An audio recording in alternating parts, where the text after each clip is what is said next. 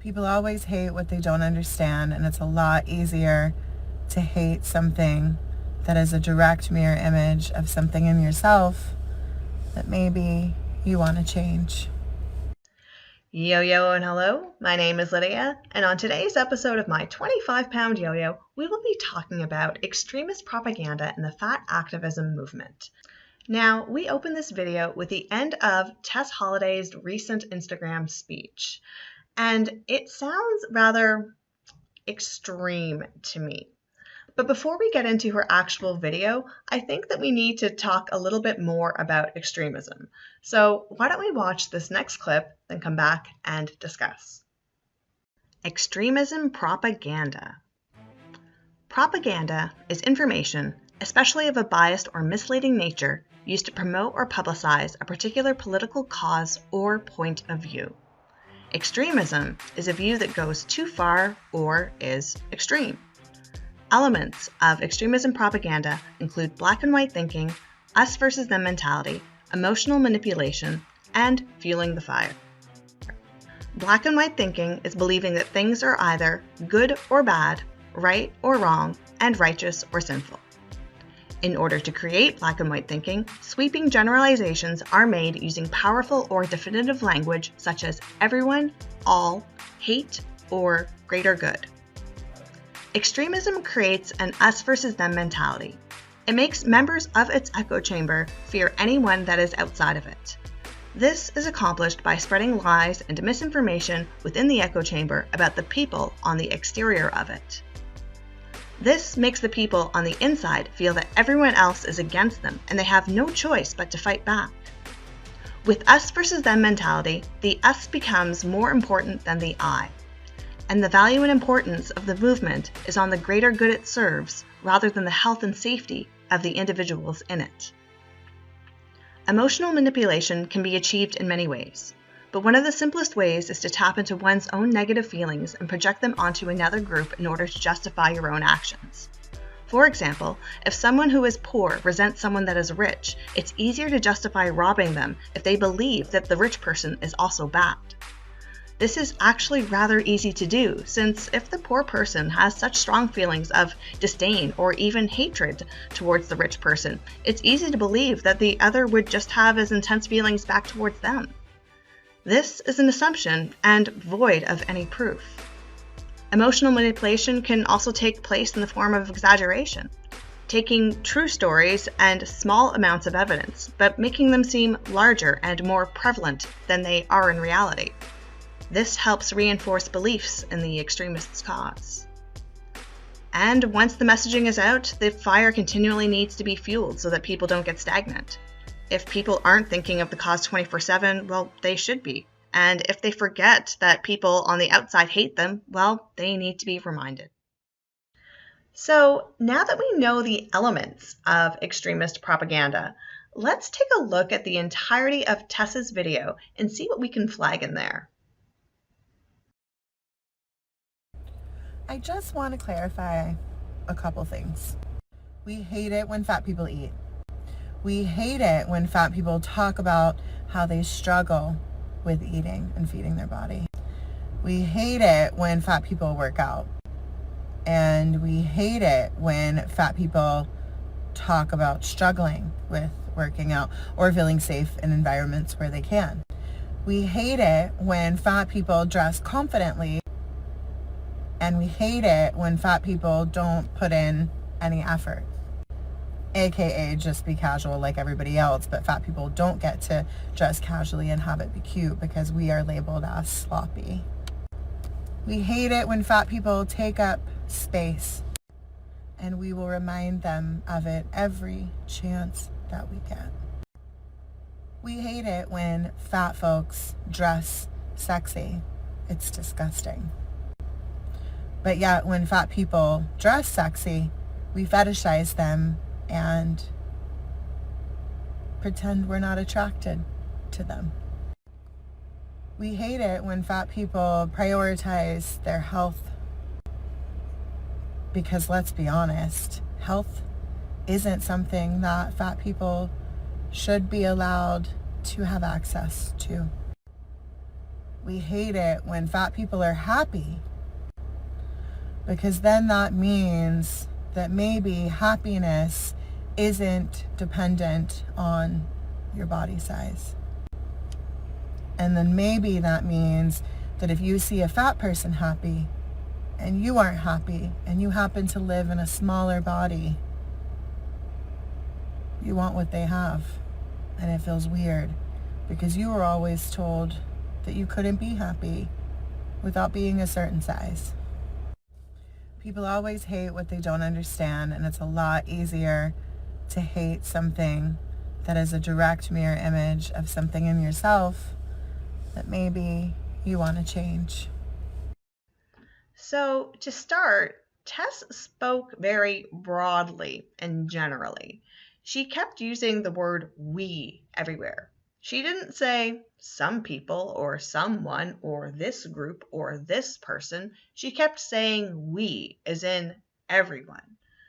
And all those sentiments, that doesn't apply to everyone.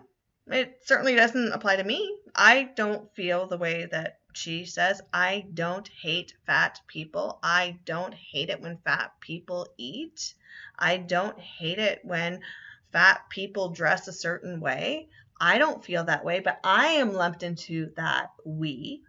So she's speaking very extreme by saying we instead of saying some people or that person. Now, I'm not going to deny her personal truth. I am sure that she has had these encounters. She has had experiences with certain individuals, but those certain individuals are certainly not everyone. And I doubt that that even makes up the majority of the population.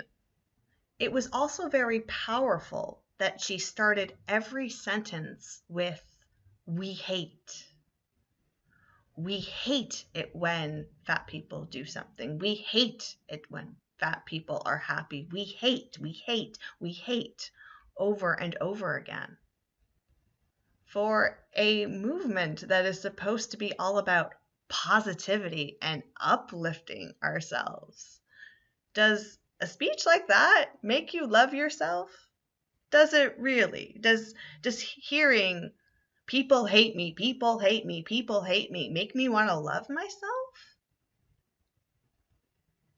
I really question its motivational powers as anything other than to lash out at anyone who is not fat.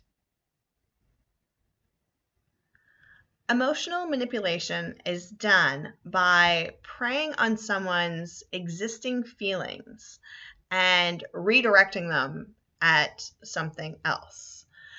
And this is surprisingly easy to do, and we do it to ourselves all the time in the form of transference. So in essence, it's if I really, really dislike you, it's much easier for me to continue to dislike you if I believe that you dislike me. And it's easy for me to believe that you dislike me because I dislike you. So if I can feel this way, you can feel that way. And if you can feel that way, then you must feel that way. And if you must feel that way, then I'm entitled to feel the way that I do about you. So this, I know it feels ridiculous to say it out loud, but that is kind of how it works. So we can do this to ourselves. And all it takes is a voice to encourage us. Yeah, he does hate you. Yeah, he hates me? Yeah, I think yeah, I'm sure he hates you too. He does hate me. One voice, two voices. You have a choir of voices telling you that. You have a choir of people that you value and look up to telling you to take those feelings. Take those feelings that you have of those people and flip them around and project them right back. Of course, it's very easy to do. It's very, very, very easy to do. So all of Tess's statements there of all the things that we hate, saying that people hate it when we do these things are not true. People don't hate it. You hate it, and you resent other people doing those things. Those are the feelings that are going on, but you can't deal with those feelings. So it's easier just to say that everybody hates us when we live our lives. Let me give you a silly example, but it's a very real and true and embarrassing example of how easy it is to transfer and project your feelings without realizing it. So when I was a lot younger, I remember dating someone, and he wasn't texting me back as quickly as I wanted him to. So when he wasn't texting me back, I was getting all anxious and butterflies, and it was just not a good time for me. I'm like checking my phone every hour, every half hour, like, just constant. Like, where is he? Where is he? Where is he? Why isn't he messaging me? And then I got really upset. I'm like, I feel ignored. I'm like, well, you know what? I'm going to get back at him by making him feel ignored. So I am not going to text him for 48 hours. 2 whole days, I'm not going to text him. And you know what? During those 48 hours, I think he messaged me once or maybe twice. Maybe there were 2 messages in there. And then I'm like, I ignored him. Now he knows what it feels like to be ignored. And then when I got in touch with him after, he's like, hey. He didn't, like, well, now you know what it feels like because I was ignoring you. He's like, you were ignoring me? This is stupid. Of course. Like, I was assuming that he would feel ignored because I hadn't been in touch in 48 hours. But obviously, that is not the case because my feelings were not his feelings. His feelings were not my feelings. We are different people. But it's very easy to take your own feelings and assume that the other person feels the way that you do, especially when the feelings are powerful. If you have very powerful feelings, you can assume that the person that you're interacting with has the same powerful feelings. But the truth is, you don't know how they feel unless you are in their body.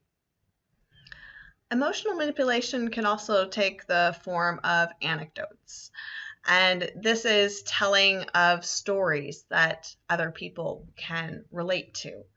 Now, Tess was kind of sneaky here because she said nothing and everything all at the same time. Because instead of recounting her personal stories, she said stories of scenarios that she knew her audience could relate to, like going to a doctor's office or some sort of sexual encounter or relationship. She didn't say a particular story. She made everyone dig into their own memories. Now, I don't want to deny anyone's memories and truths. I have a lot of hurtful, painful memories and truths myself. And I still do think about them. I can learn from them. I reflect on them and I think about how I don't want to treat people, how important I think it is to be kind. And then I also look at myself and think about how I can grow as a person from those experiences. I mean, it doesn't mean that I'm saying that being bullied was a good thing. Of course, it wasn't a good thing. But there's always places to learn and grow. And I'm not going to completely forget that those things happened. Of course, they happened. But digging them up repeatedly doesn't help. I don't need to have those buttons repeatedly pushed. And a speech like what Tess is doing is just asking people to go and get themselves triggered. She's reminding them, oh, go, remember when that guy was an asshole? Oh, remember then? That's all she's doing is pushing buttons and asking people to trigger themselves. In more obvious examples of extremism, people are asked to die in a war for their causes. But Tess here is asking people to stay fat in defense of the cause. There was a part in there where she says, people hate it when we take up space, and we'll remind them every chance that we get. Now, reminding them every chance that we get is advocacy to stay fat. But staying fat doesn't win anything. Like, there's no winning by staying fat. It's like drinking poison and expecting the other person to die. Like, I'm going to make a silly parallel, but it's one nonetheless. Last time I was on vacation, I met someone and he was teasing me about my spots because I have all the peeling skin because I did not take care of myself and I did not use enough sunscreen.